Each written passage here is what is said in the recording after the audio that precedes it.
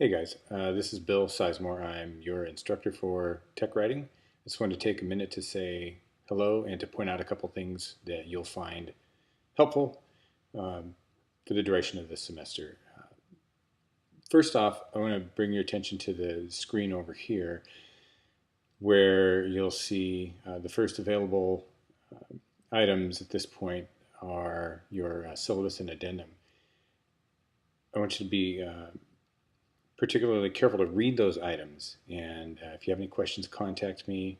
It's important that you understand the requirements that are listed on the syllabus and the addendum so that you know how the grading goes and what kinds of things I'm expecting from your papers. So to access those things, you just click, and I'm on Blackboard right now, obviously. Click and open that folder, and you'll see there's the online syllabus addendum. Each has its own little bit of information, significant stuff, and there are some things in the addendum that supersede what's in the generic course syllabus. Let's take a quick look. You'll click, it's uploaded as a PDF, and it gives you a basic overview of the stuff that we'll be covering, including your required textbook, internet access, etc., etc. Scroll down, it gives a basic idea of what the course outline will be. We'll be covering these things, but not necessarily in a particular order as listed here. But we will discuss the majority of the things that you'll see here. It's for your information. Grade scale from 9100 A, etc. Fairly straightforward. Course evaluation is based upon these projects: resume, 2 different writing projects, a research project, which is a multi-part project, and then a final presentation. And you'll receive additional information on all of those things as the semester goes along. The breakdowns of the grades are here. Again, course requirements here reflect the course evaluation. You'll need to create a resume. There'll be 2 different writing projects, a research project and a final presentation, which will be a digital career portfolio, and I'll be giving you all the information you need to know on that. Look at these course policies here. Be aware of those. If you have any questions, be sure that you email me and ask. Technical requirements: you need to have a computer, you need to have access to internet. I highly recommend that you do not use a tablet or a smartphone for creating any of the documents that we're going to make here in the class. This is a full semester week-long breakdown of the types of things we are going to cover.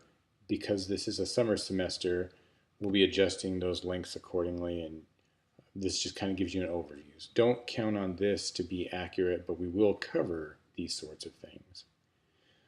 That's all for the generic syllabus. You can close out of that, go back, and you can take a look at the syllabus addendum. It'll open as a document. Let's take a look once we've downloaded it. First and foremost, I've got all my contact information here: office hours, my office location, phone number.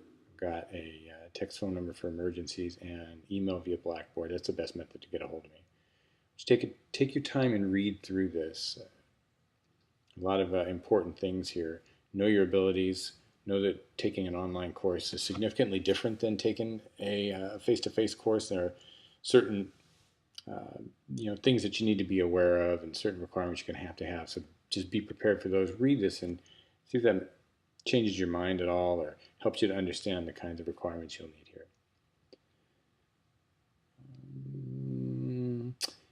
File formats. When you're submitting a file to me, unless I ask for some sort of a presentation or a movie or something other than a document like a .doc, docx, or an RTF, which are just your basic Word formats, be sure that you're submitting them in these formats. Otherwise, I can't read those documents, and I won't be able to open them, and I won't accept them for grading.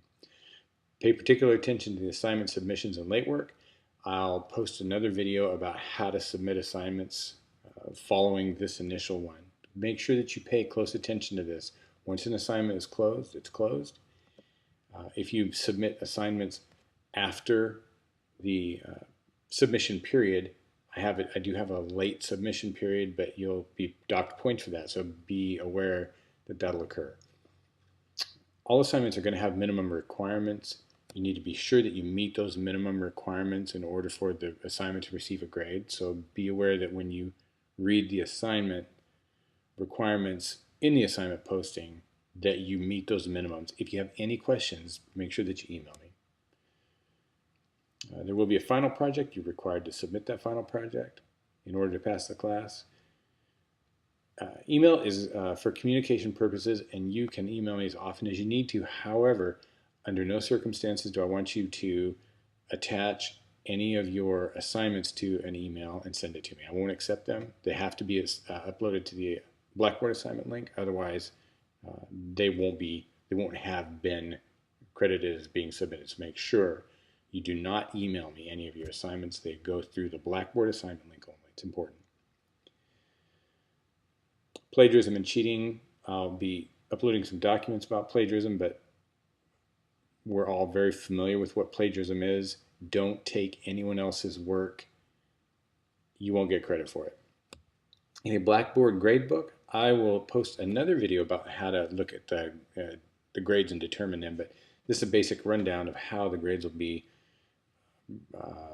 assigned throughout the semester. So take a look at that. You'll have a weighted total column that will tell you about how you're doing throughout the semester, but only up to that point. So be aware that the grades are reflected only as far as the percentage of points that have been applied so far. Make sure that you have your books and your financial aid.